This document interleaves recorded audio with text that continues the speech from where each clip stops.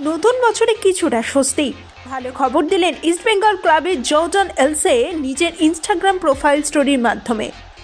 কিছুদিন আগে ইনস্টাগ্রামে একটি পোস্ট করেছিলেন ইস্টবেঙ্গলের জর্ডান এলসে। মাঠে গা ঘামানোর মুহূর্তের একটি ছবি পোস্ট করেছিলেন তিনি। এরপর আরও কয়েকটি ছবি বা মুহূর্ত পোস্ট করেন।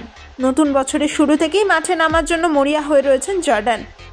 জিমে যাচ্ছেন, গা ঘামাচ্ছেন, পায়ে ওজন তুলতেও দেখা গিয়েছে। আগের থেকে এখন অনেকটাই বেশি ফিট, দ্রুত পুরোপুরি সেরে উঠবেন এমনটাই চাইছেন লাল হলুদ সমর্থকরা।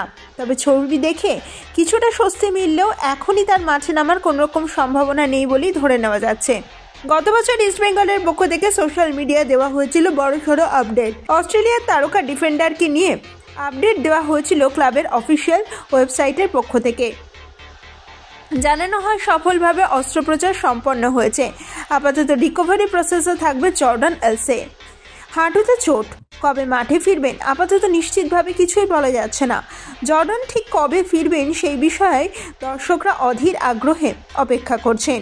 তবে লাল হলুদ জার্সি পরে তার অভাব অনেকটা পূরণ করে দিয়েছেন হিজাজি মাহের।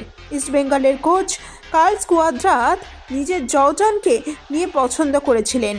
আপাতত যে কটা ম্যাচ খেলেছেন তাতেই প্রশংসা কুড়িয়েছেন।